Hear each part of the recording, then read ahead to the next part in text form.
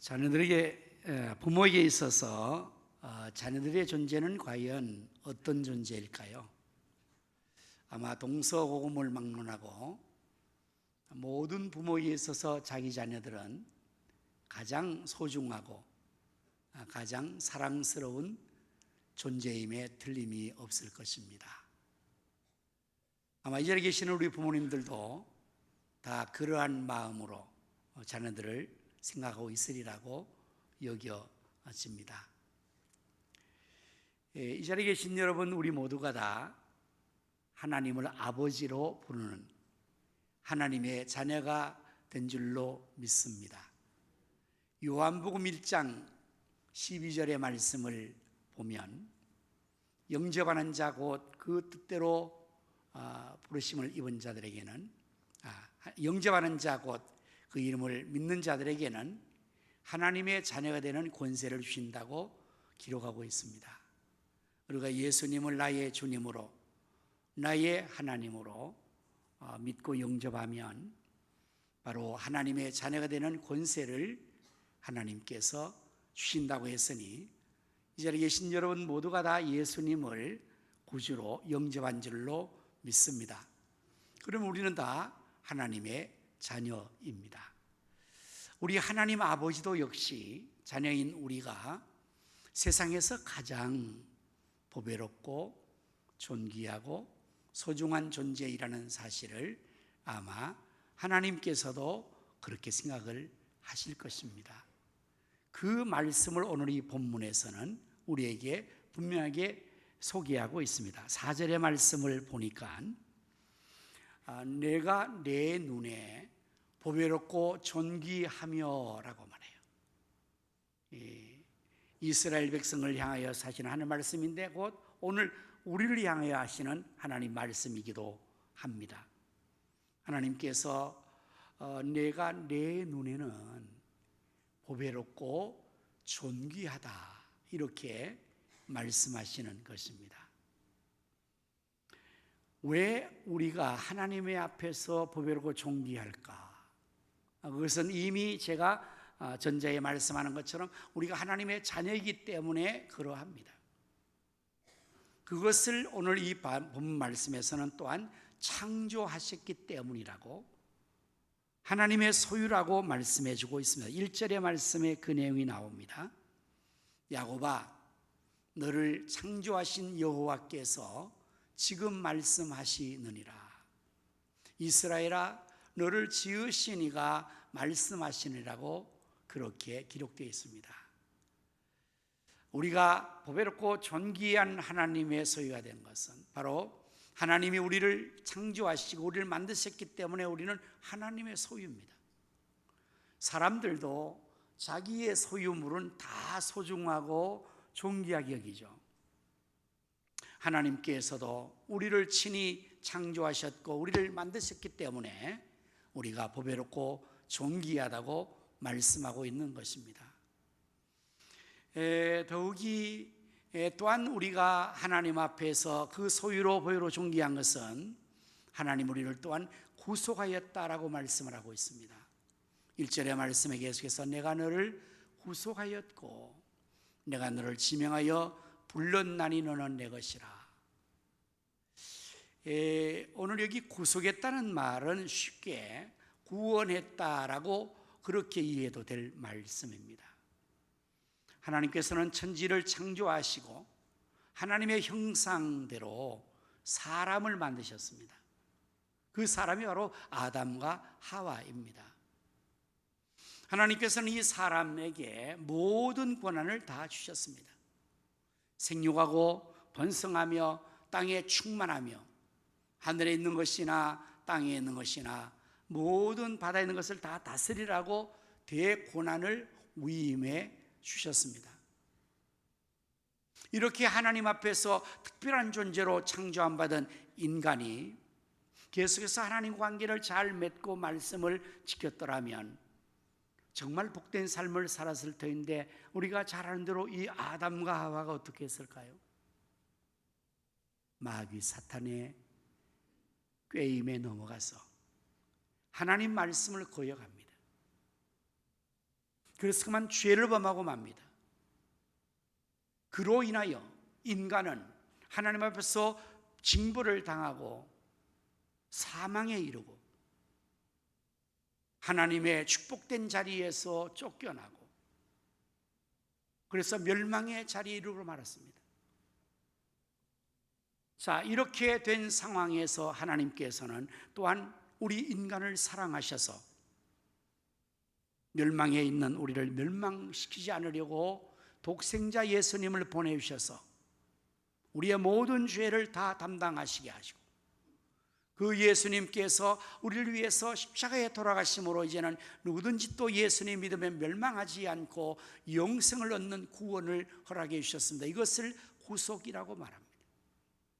대가를 지불하고 구원해 준 것을 구속이라고 말합니다.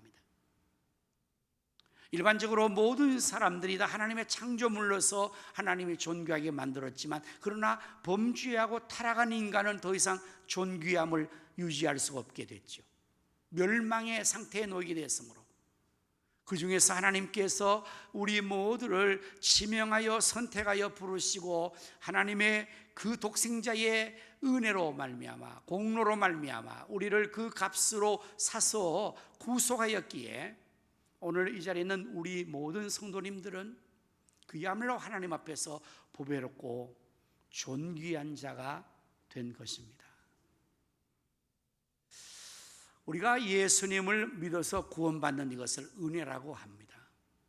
구원이 은혜라고 우리가 생각하고 값없이 주어진 선물이라고 말합니다. 하지만 여러분, 사실 우리가 구원받은 이것이 값없이 주어진 하나님의 은혜임에 틀림없지만 그러나 결코 값이 없는 게 아니에요. 엄청난 값을 치른 것입니다. 바로 하나님의 아들 독생자 예수 그리스도의 생명의 값을 치른 것입니다. 우리로서는 은혜를 받지만 하나님 편에서는 그냥 값없이 이루어질 것 없으므로 공의로우신 하나님께서 그 값을 톡톡하게 치르셨습니다. 그래서 우리 한 사람 한 사람 위해서 하나님은 독생자 예수님을 우리의 죄값으로 치르셔서 우리 모두가 예수님의 그 값으로 예수님의 피값으로 예수님의 그 값으로 우리가 다 한 사람 한 사람 구속을 받았으니 이제는 하나님의 특별한 구원받은 소유가 된 것입니다.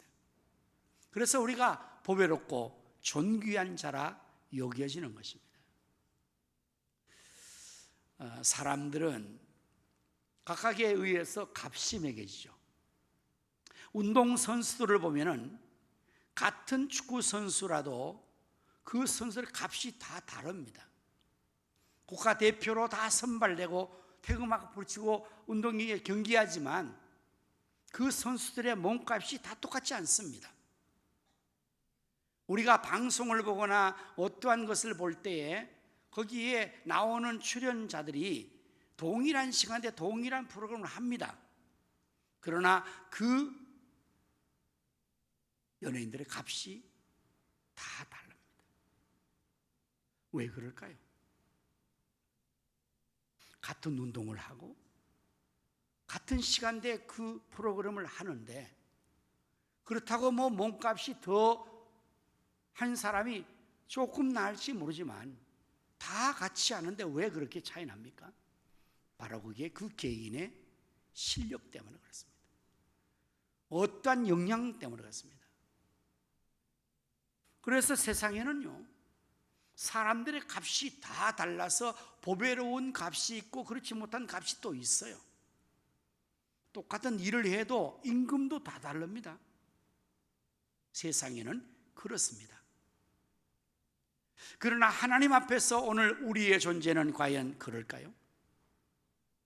하나님 앞에서 우리가 값이 다 여기에 있는 우리 성도들이 다 값이 다를까요?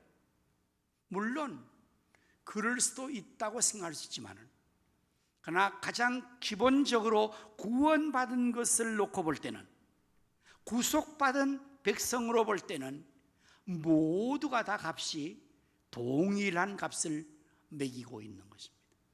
우리 모두가 동일한 값을 머금고 있는 것입니다. 그 값이 무엇일까요? 바로 예수님의 값이에요. 예수님의 값. 구원받은 사람들은 모두가 다 예수님의 그 값으로 산받았기 때문에 모두가 다 부족하고 모자라고 또한 어떤 면에서 약함이 있다 할지라도 예수 그리스도의 사람들은 다 하나님께서 보실 때에 그 주님의 공로로 보기 때문에 보배롭고 존귀하게 하나님께서는 여기시는 것입니다. 우리가 종종 때로는 약하고 부족할 때마다 나 같은 자가 라고 스스로가 자신에 대해서 과소평가하거나 낙심할 때가 있을 것입니다. 여러분은 꼭 기억하십시오.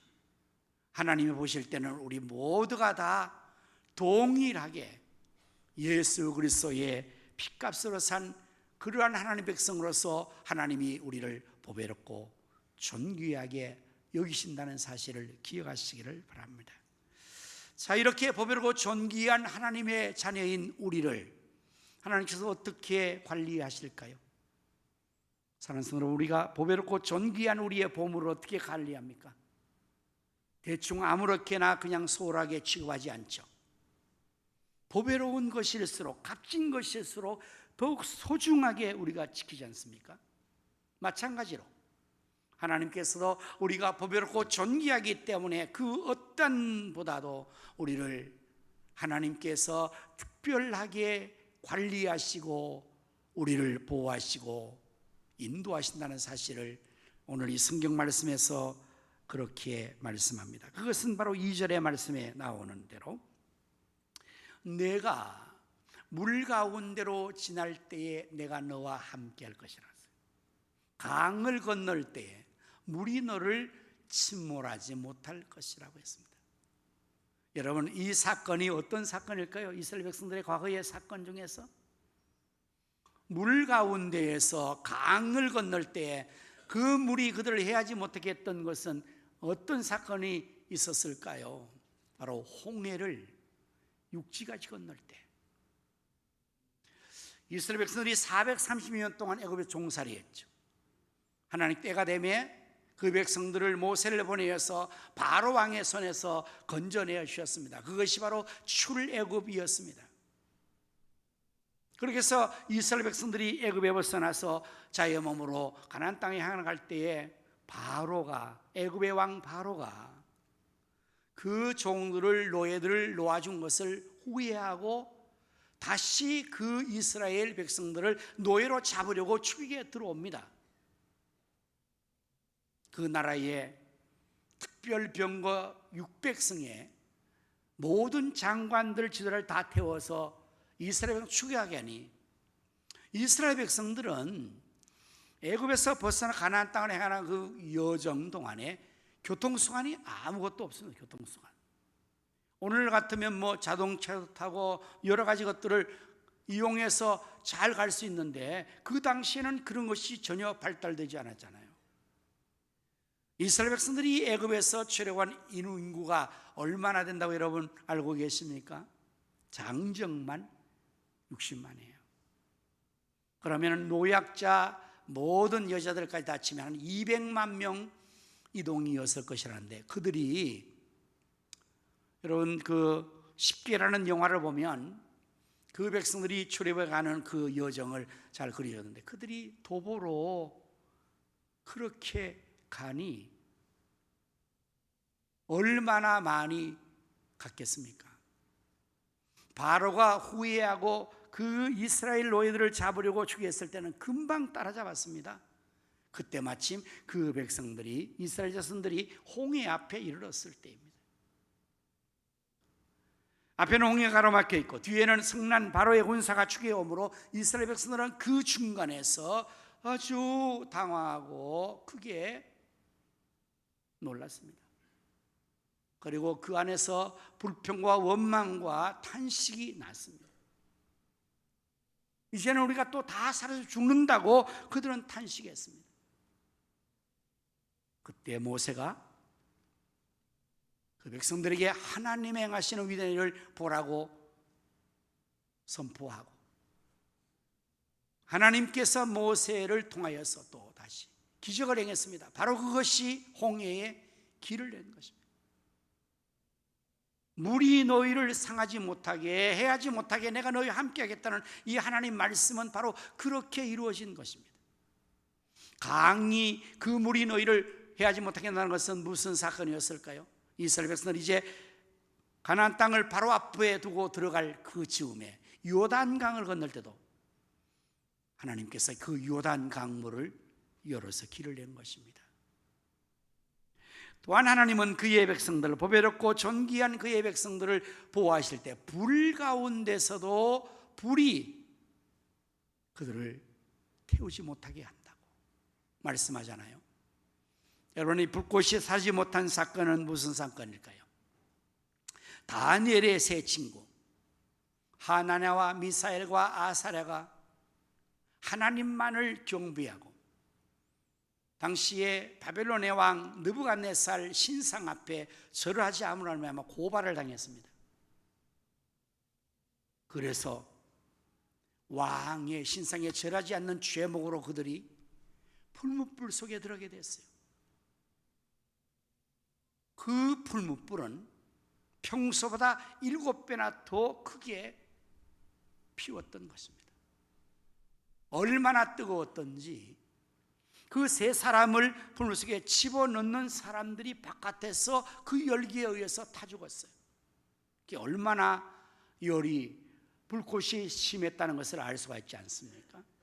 그런데 이 말씀대로 하나님께서 그 하나님의 귀한 신실한 자녀들 불꽃 가운데서 보호해 주셨는데 느부갓네살 왕이 그들을 집어넣고 나서 그 광경을 지켜보는데 놀라운 광경이 불꽃 안에서 이루어집니다. 3명을 넣었는데 그 불꽃 가운데 거닐고 있는 사람은 4사람이 걸고 있다는, 저렇게 왕이 깜짝 놀랐어요. 우리가 넣은 사람은 3사람인데 저 안에 4명이 걸리고 있다. 도대체 저 4번째 사람은 누구냐 도대체? 누구겠습니까 여러분? 바로 하나님이십니다. 친히 하나님께서 불꽃한테 오셔서 당신의 귀한 자녀들을 불꽃이 사르지 못하도록 보호하심으로 말미암아 보호해 준 것입니다. 왕이 깜짝 놀라서 그들을 다시금 바깥으로 꺼냈을 때 그들의 머리털럭 하나도 거슬리지 않았던 사건이었습니다. 하나님은 당신의 자녀들, 그 백성들을, 오늘 우리를 이와 같이 함께 하셔서 물이 해하지 못하게, 불꽃이 해하지 못하게 지켜주시고 보호하여 주신다는 사실을 말씀하고 있는 겁니다. 왜요? 우리가 보배롭고 존귀한 하나님의 자녀이기 때문에. 자, 이제 우리가 그렇다면 이렇게 하나님의 사랑받는 자녀로서, 하나님의 소유된 자들로서, 보배롭고 존귀한 자들로서 우리가 하나님 앞에 이르러 있으니 어떻게 살아야 될까요? 이제 우리가 어떻게 살아야 보배롭고 존귀한 자로서의 삶을 살 수가 있을까요? 그것은 바로 7절에서 알려주고 있습니다. 내 이름을 불려지는 모든 자 곧 내가 내 영광을 위하여 창조한 자를 오게 하라. 그를 내가 지었고 그를 내가 만들었느니라. 보배롭고 존귀한 사람들은 삶 자체도 보배롭고 존귀하게 살아야 보배롭고 존귀하게 됩니다. 신부는 보배로운 사람이요 존귀한 사람인데 삶을 그렇게 살지 못하면 그 사람은 천한 삶이 되고 맙니다. 옛날에 우리나라가 임시조선이었을 때 그때는 신분이 분명하게 차별이 있었죠. 왕족, 양반과 쌍민들 계급이 있었습니다. 그래서 아예 출생 자체가, 신분 자체가 계급으로 구성되어서 존귀한 자와 비천한 자가 엄연히 존재했습니다. 그럴 때에 여러분 사극을 보시면 알지만은 이 왕가에서는 그 왕의 직계에 형통을 잇는 세자 책봉을 하게 되는데요. 이제 그 아들들이 왕자들이 여러 명 있다면 그 중에 모두가 다 왕이 될 수가 없잖아요. 그래서 왕이 될 수 있는 세자를 책봉하는 것인데 한 명밖에는 못한단 말이에요. 그러면 나머지 왕자들은 이 세자가 왕이 되는 일에 방해가 되면 안 되니까 그 나머지 왕자들의 삶을 굉장히 주의시킵니다. 만약에 세자보다 더 뛰어난 실력과 더 뛰어난 덕망을 가지게 되면 백성의 마음이 그쪽으로 기울어지니까 그 왕자는 제거해 버립니다. 그러니까 다른 왕자, 세자가 안 된 왕자들은 자기 생명을 부지하기 위해서 세자보다 훨씬 더한 능력과 실력이 있고 덕망이 있어도 그렇게 처신하지 않고 오히려 그 신분을 속이고 심지어는 의도적으로 아니면 그게 왕세자가 되지 못한 그 상처 때문이었던 아주 방탕한 생활하는 사람들이 왕자 중에 있습니다. 신분이야 얼마나 왕자로서 존귀하고 보배로운 존재입니까? 그러나 매일 술을 마시고 늘 방탕하고 그렇게 생활하는 그러한 사람들을 볼 수가 있는데, 여러분 그렇다면 그 사람은 더 이상의 존귀한 자의 삶을 사는 게 아니잖아요. 오늘도 마찬가지입니다. 우리가 하나님 앞에서 거룩한 하나님의 자녀요, 보배롭고 존귀한 자가 하나님이 만들어 주셨는데 만일 우리의 삶이 그렇게 살지 못한다면 우리의 삶은 보배롭고 존귀한 자의 삶을 살지 않으므로 우리 자신들이 보배롭고 존귀하지 못하게 되는 거예요. 자, 그래서 우리가 이제 보배롭고 존귀한 자의 삶을 살기 위해서 하나님의 영광을 위해서 살라고 말씀하는 거예요. 하나님의 영광을 위해서. 우리의 삶은 그 무엇인가를 위해 살아갑니다. 또한 우리의 삶은 그 누구를 위하여 살아갑니다. 물론 나는 나 스스로를 위해서 그냥 나만을 위해 산다라고 하는 사람도 있겠지만, 그러나 엄밀히 말하면 그렇게 살지 않습니다.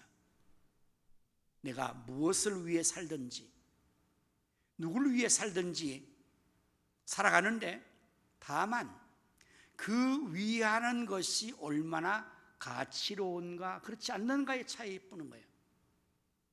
내가 무엇을 위해 살아가는 그 삶이 정말 의미 있고 보람된 삶인가가 차이가 나는 거지, 무언가를 위해 사는 거예요. 자, 시간을 보십시다. 우리의 24시간을 우리는 무엇인가를 위해 써버리는 거예요. 정말 나에게 유익되고 가치 있고 보람되고 정말 참된 것을 위해 시간을 쓰는 사람은 시간을 잘 쓰는 것이지만은, 그러나 시간을 허비해버리고 그냥 시간을 낭비하고 또한 못된 일하고 허물을 한다면 그 시간을 그렇게 쓰는 거잖아요. 물질도 마찬가지입니다. 인생도 마찬가지입니다. 오늘 우리가 누구를 위해서 살아야 정말 보람되게 사는 것일까요? 남편들은 아내를 위해 사는 것, 네, 그것도 참 의미 있고 좋죠. 아내들은 남편을 위해 사는 것, 네, 그것도 물론 필요하죠. 부모가 자녀를 위해 사는 것, 그것도 고귀합니다. 자식들의 부모를 위해서 효도하며 사는 것, 그것도 정말 복된 일입니다. 그런데 만약에 우리 사람들이 그런 사람을 위해서 사는 것도 보람된다고 하는데, 그렇지 않고 만약에 짐승을 위해서 산다면 어떻게 되겠어요? 짐승을 섬기며 산다면 어떻게 되겠어요? 짐승 앞에, 금수 버러지 앞에 고개를 숙이고 그것을 경배하고 섬긴다면 어떻게 되겠어요? 그야말로 그건 비천하기 그지없는 삶이 되지 않겠습니까? 그런데 사람들은 그러한 삶을 많이 삽니다. 여러분 아마 많이 보실 거예요.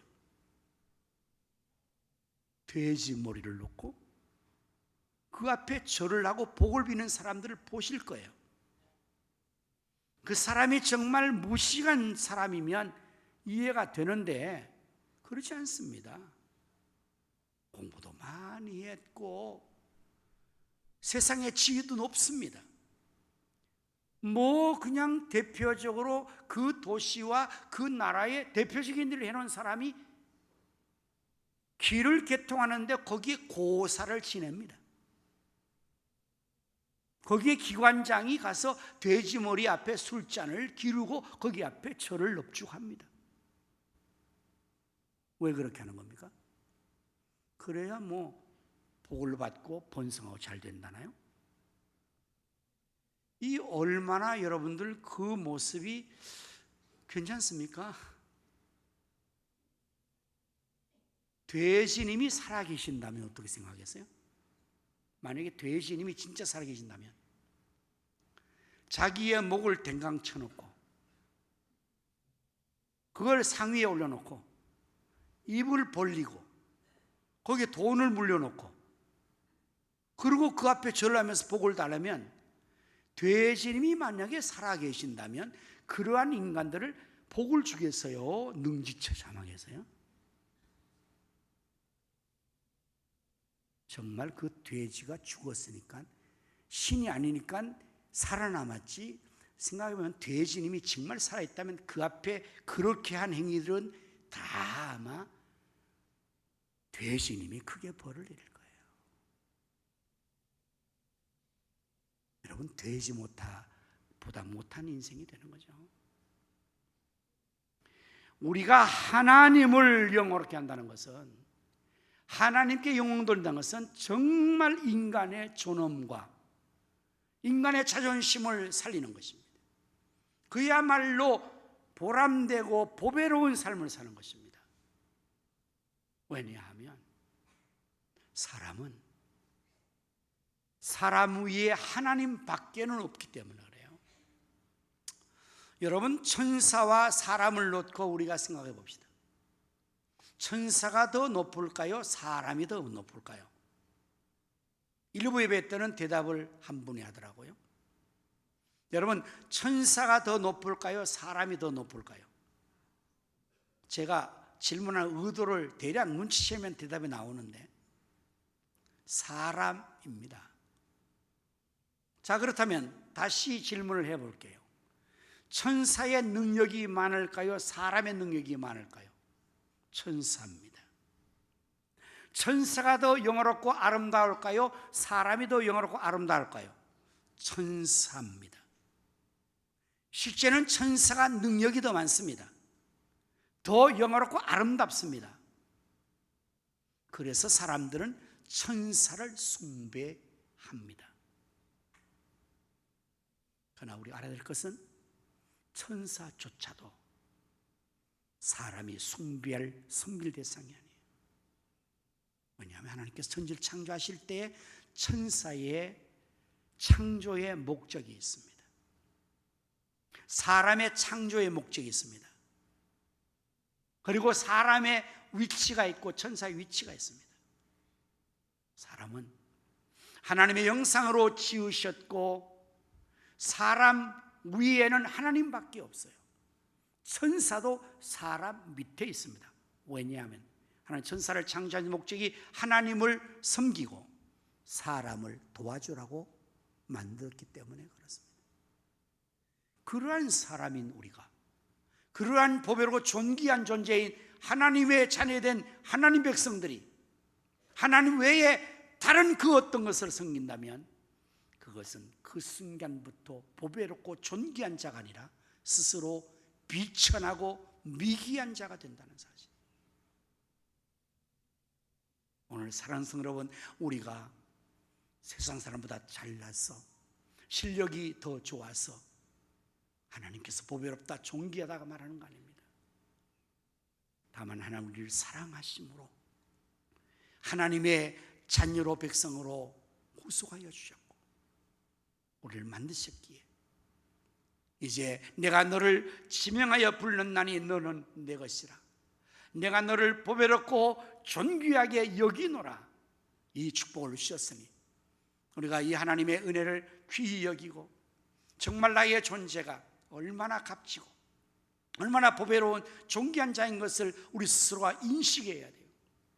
그리고 이제 나의 삶을 보배롭고 존귀한 자의 삶을 살기로 결심하고 하나님의 영광을 위하여 살아간다면 하나님은 영광을 받으시고 그러한 자들을 하나님께서 더욱 보배롭고 존귀하게 만들어 가실 것입니다. 다윗 왕이 바로 그러한 주인공입니다.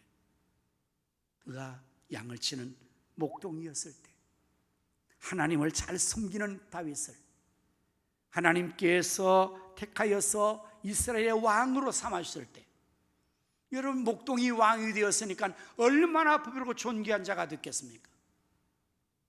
다윗은 왕이 되고 난 다음 목동일 때뿐만 아니라 더욱 하나님의 영광을 위해서 더욱 하나님을 위하여서 그의 삶을 살았기에 하나님께서는 계속해서 다윗 왕을 왕 중에 왕으로 보배롭고 존귀하게 만들어서 다윗은 그야말로 왕 중에 왕이 될 수가 있었던 것입니다.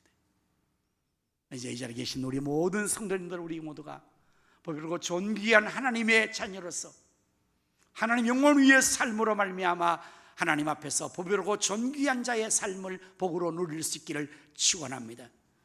고린도전서 10장 31절의 말씀을 보면 그런즉 너희가 먹든지 마시든지 무엇을 하든지 다 하나님의 영광을 위하여 하라고 말씀하니 우리 모두가 그렇게 하나님 영광 위에서 삶으로 하나님 영광을 깨하고 하나님 복을 받기를 다시 한번 주님의 이름으로 축원합니다. 아멘. 기도하겠습니다.